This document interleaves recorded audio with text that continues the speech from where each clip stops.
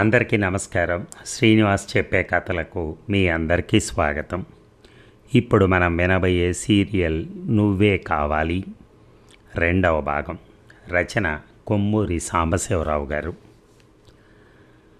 ఇల్లు చాలా చిన్నది, పెద్ద ఇల్లు. విశాలమైన వసారాలు, విడివిడి గదులు, తోట, వీటన్నిటికీ చిన్నప్పటి నుంచి అలవాటు పడ్డ కళ్యాణికి ఆ 3 గదుల వాట చాలా ఇరుకుగా కనిపించింది. ఈ కాస్తక 100 రూపాయలు అడిగింది భర్తని. ఈ ప్రాంతాల్లో అంతే, దీన్ని త్యాగరాయ నగరం అంటారు, ఇల్లు దొరకడమే కష్టం అన్నాడు నరసింహారావు. ఒకదాని తర్వాత ఒకటి వరుసగా 3 గదులు, ఒక వంటగది, ముందు గదిలో 4 కుర్చీలు, ఒక బల్ల, పుస్తకాల బీరువా. రెండో గదిలో నరసింహారావు తండ్రి, తల్లి, తమ్ముడు, చెల్లెలు పడుకుంటారు. తర్వాత గది నూతన వధూవరుల పడక గది. ఆ గదిలోంచే వెళ్ళాలి వంటగదిలోకి, నీళ్ల గదిలోకి. రైలు దిగి ఇంటికి వెళ్ళగానే పక్కింట్లో పాలు అడిగి తీసుకుని అందరికీ కాఫీ చేసి ఇచ్చింది అత్తగారు. గంట తర్వాత కళ్యాణిని వంటగదిలోకి పిలిచింది. ఇదిగో, ఇది బియ్యం డబ్బా, ఇది కందిపప్పు, ఇది చింతపండు, ఇక్కడున్నదే పోపుల పెట్టె. వంటగది అప్పచెప్పింది. నాకు వంట అంత అలవాటు లేదు, ఎప్పుడైనా సరదాగా మా ఇంట్లో చేసేదాన్ని. అలవాటు అయ్యే వరకు దేంట్లోనన్నా కాస్త ఉప్పు తక్కువ, కారం ఎక్కువ అని నవ్వింది కళ్యాణి. అత్తగారు కూడా నవ్వి నేను చెప్తాలే అంది. స్నానానికి వంటింట్లోంచి వెళుతూ భార్యను పొయ్యి దగ్గర చూసి, ఓ అప్పుడే వంట చేయడం మొదలెట్టావన్నమాట, గుడ్. స్నానం చేసి బయటికి వెళ్ళాలి, తిరిగి వచ్చేటప్పటికి 12 అవుతుంది చెప్పాడు నరసింహారావు. ఇవాళ నేను కాలేజీకి వెళ్ళను, ఊరి నుంచి రాగానే ఎవరు వెళ్తారు, నీకేమైనా వంటలో సాయం చేయనా వదినా అడిగింది నరసింహారావు చెల్లెలు జయంతి. నీకు వంటొచ్చా అని కళ్యాణి అడగగానే నవ్వి, అబ్బే రాదు, నువ్వు చెప్తూ ఉంటే చేస్తాను అంది. బాగుంది, నువ్వు నేను కలిసి వంట చేస్తే ఇక వాళ్ళు తిన్నట్టే అన్నది కళ్యాణి. 10 గంటలకల్లా వంట చేయటం పూర్తయింది. మామగారు, అత్తగారు, జయంతి, కామేష్ భోజనానికి కూర్చున్నారు. వంట రాదన్నావు, బాగానే చేసావే అన్నది అత్తగారు. నిజంగానా అడిగింది కొత్త కోడలు. మీ అత్త వంట కన్నా బాగుంది అన్నాడు నరసింహారావు తండ్రి కోడల్ని మెచ్చుకుంటూ. 11:30 కల్లా నరసింహారావు తిరిగి వచ్చేశాడు. ఉత్తరాలు రాసుకుంటూ కూర్చున్నాడు ముందు గదిలో. అన్నానికి వెళ్ళరా, పాపం కళ్యాణి నీకోసం కాచుకుంది అంది అతని తల్లి. ఉత్తరం ఆపేసి లోపలికెళ్ళి, నిజమా, నువ్వింకా అన్నం తినలేదా అడిగాడు భార్యని. తల తిప్పింది కళ్యాణి.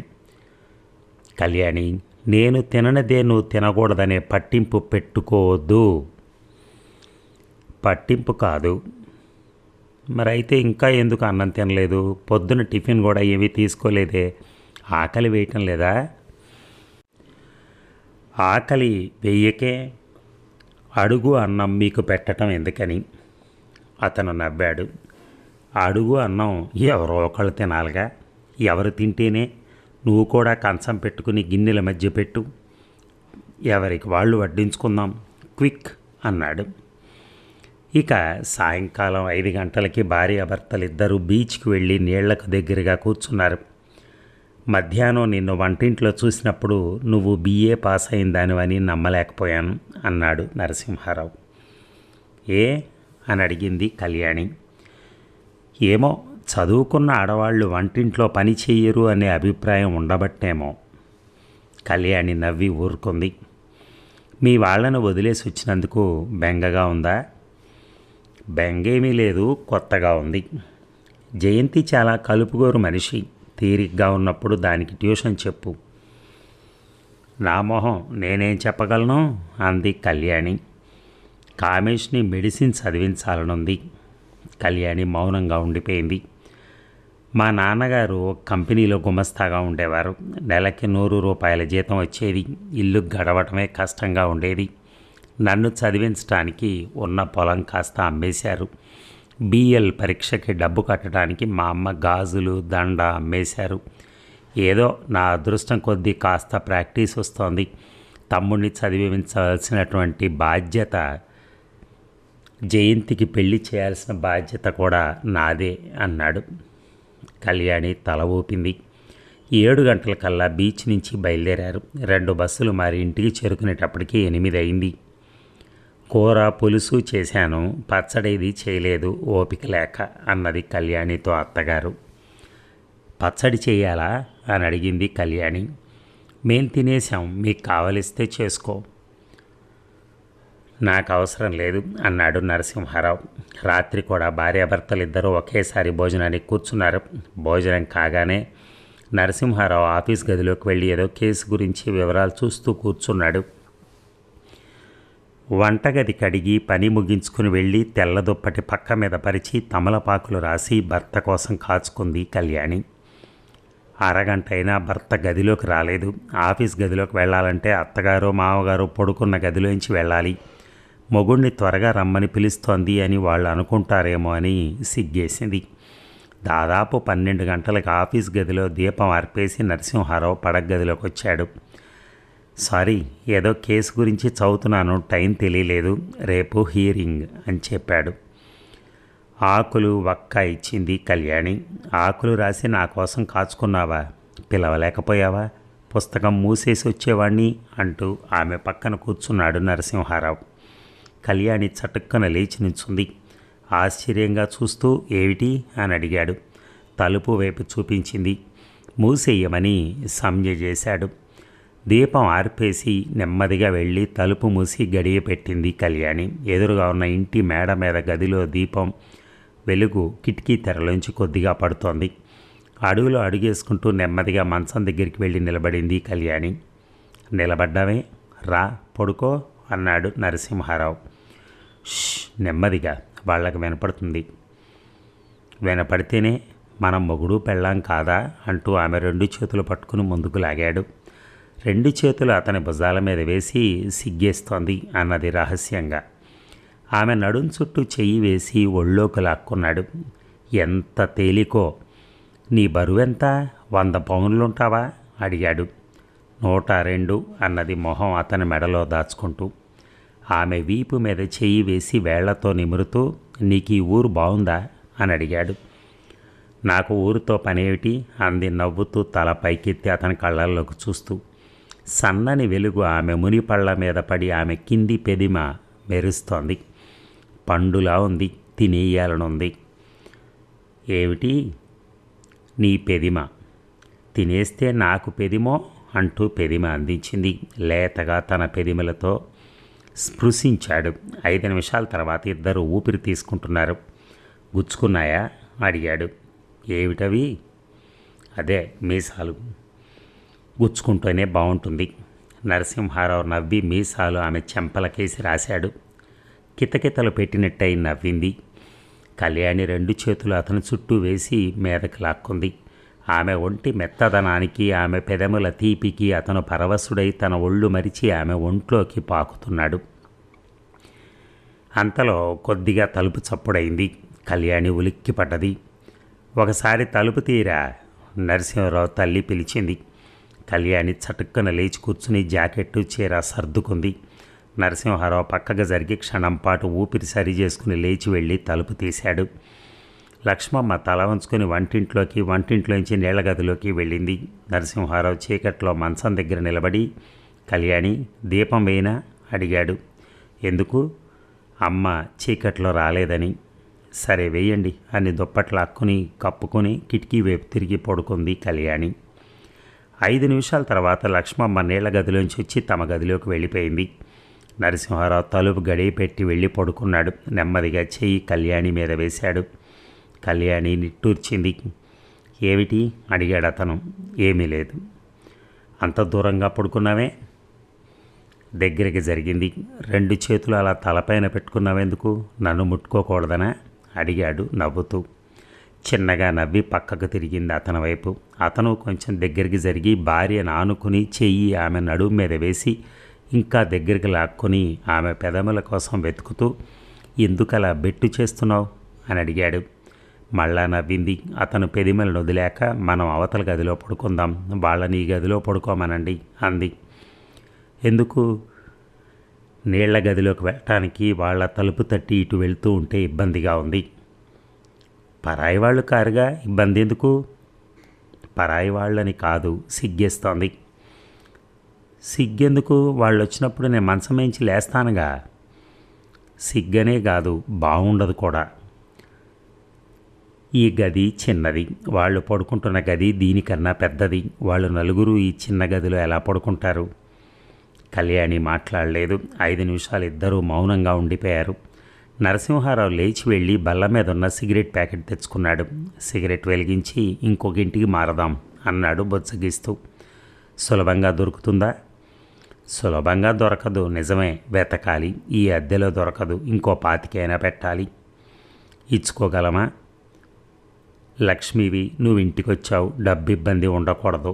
అతని చేయి తన చేతుల్లోకి తీసుకుని ముద్దు పెట్టుకుంది కళ్యాణి.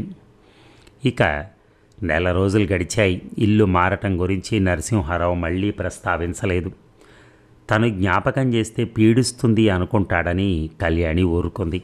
రాత్రికి 2-3 సార్లైనా ఎవరో ఒకరు వచ్చి వాళ్ళ పడగది తలుపు తట్టి నీళ్ల గదిలోకి వెళ్ళేవాళ్ళు. కళ్యాణియే వెళ్ళి తలుపు తెరిచేది. కోడలు మొహం ముడుచుకోవటం అత్తగారు గమనించి, ఏం చేస్తాం, అర్ధరాత్రి ఇలా మీ పడక గది తలుపు తట్టడం మాకు ఇబ్బందిగానే ఉంది. త్వరగా వేరే ఇల్లు చూడమని నీ మొగుడికి చెప్పు అందా ముసలావిడ. అత్తగారు అన్నమాట భర్తకు చెప్పవలసిన అవసరం లేకపోయింది. నరసింహారావు కూడా విన్నాడు. అమ్మకెందుకు కోపం వచ్చింది? నువ్వేమైనా అన్నావా అని అడిగాడు. నేనేమన్నాను అంటే మీకు వినపడదా? వేరే ఇల్లు చూస్తాను, రేపు సాయంకాలం ఇళ్ల బ్రోకర్లను కలుసుకుంటాను అన్నాడు. ఇక మర్నాడు నరసింహారావు రాత్రి 8 గంటలకు ఇంటికొచ్చాడు. ఈవేళ ఎందుకింత ఆలస్యమైంది అడిగింది కళ్యాణి. ఈ ఊళ్ళో, అందులో మాంబళంలో అద్దెకిల్లు దొరకడం సులభమా? సాయంకాలం 6 గంటల నుంచి తిరుగుతున్నాను చెప్పాడు నరసింహారావు. దొరికిందా? అప్పుడే తిరగ్గా మనకు పనికొచ్చేవి 2 ఇళ్ళు కనపడ్డాయి. ఎలా ఉన్నాయి అవి? ఒకటి ఈ ఇంటికన్నా చిన్నది, అద్దె 200.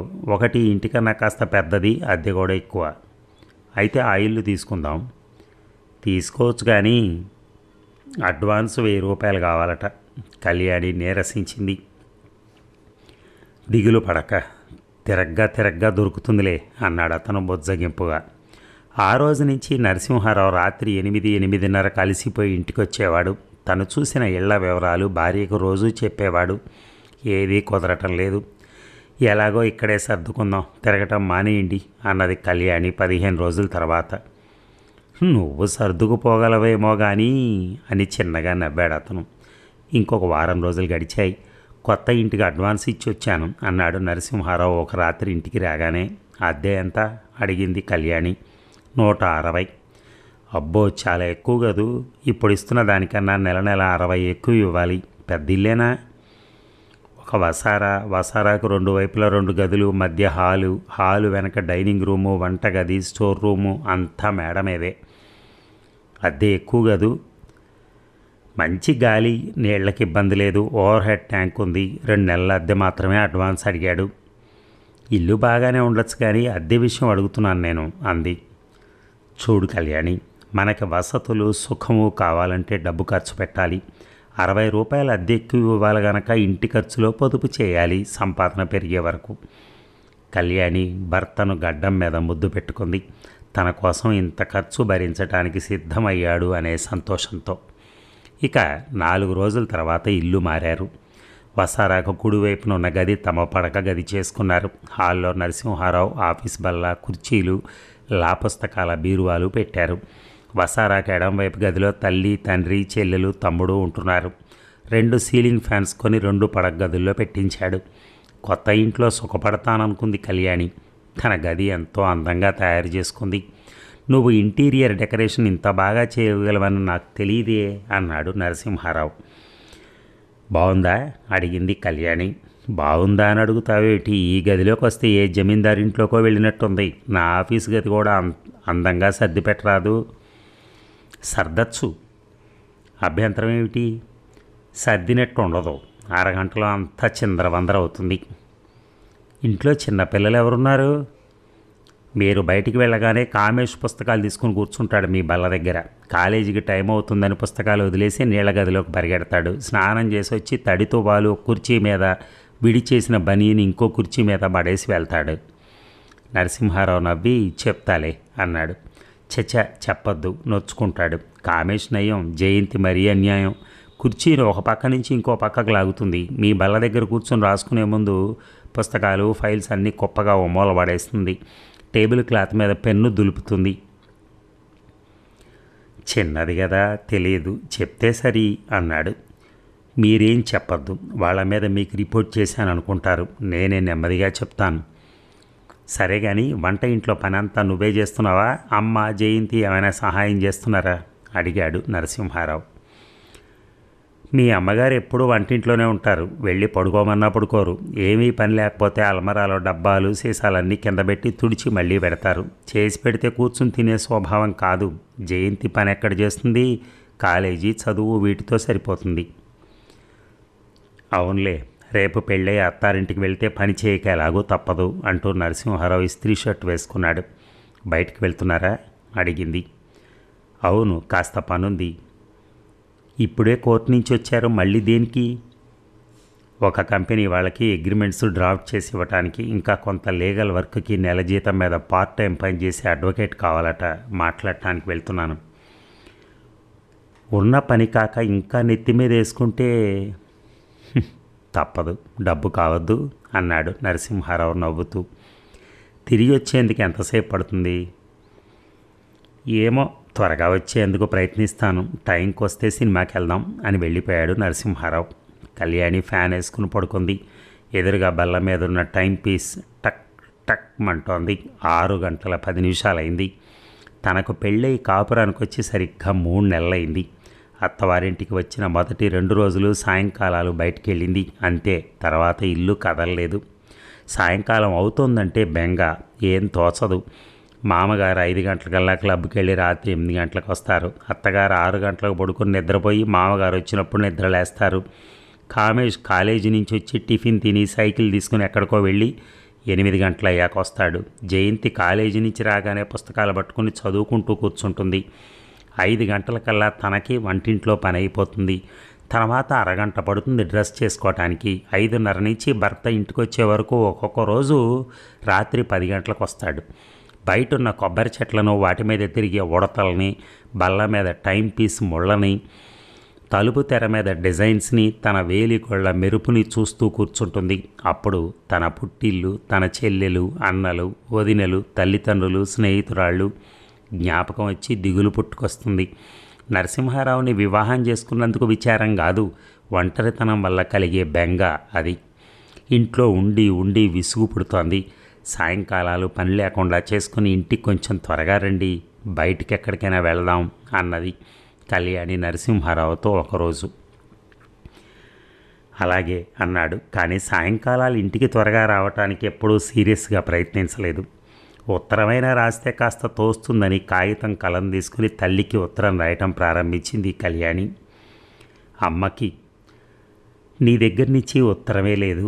నేను కులాసాగానే ఉన్నాను. అత్తగారు చాలా దయగా ప్రేమగా చూస్తున్నారు నన్ను. అత్త పోరేమిటో నాకు తెలియదు ఇంతవరకు.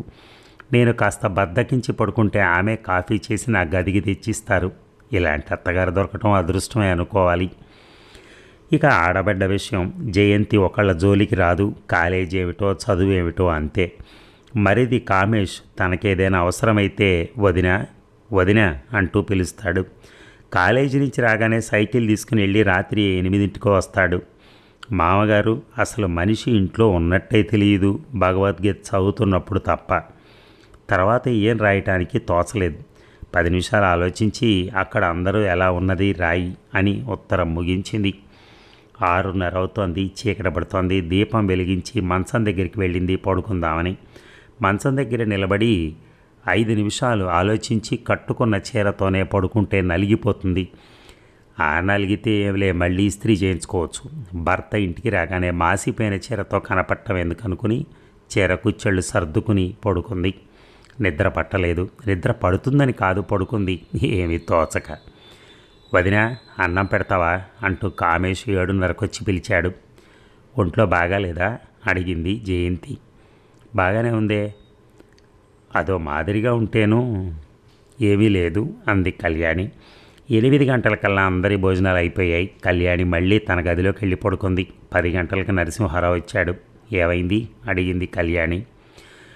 ఏమవుతుంది, పార్ట్ టైం ఉద్యోగానికి ఒప్పుకున్నారు. నెలకు 150 ఇస్తామన్నారు. నువ్వు ఇంకా అన్నం తినలేదా? ఏమిటి కళ్యాణి ఇది, ఎన్నిసార్లు చెప్పాను నా కోసం కాచుకోవద్దని. రా ఇద్దరం ఒకేసారి తిందాం అన్నాడు లాలనగా. భోజనం అయ్యాక కళ్యాణి వంటిల్లు సర్ది ఆకులు వక్క తీసుకుని గదిలోకి వచ్చేటప్పటికి నరసింహారావు అక్కడ లేడు. హాల్లోకి వెళ్ళింది.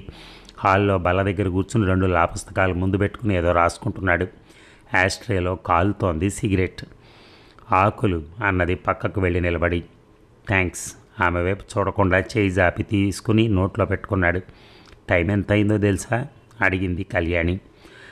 రేపు ఒక కేసు హీరింగ్ ఉంది. కేసు ప్రిపేర్ చేయలేదు, తీరిక లేక.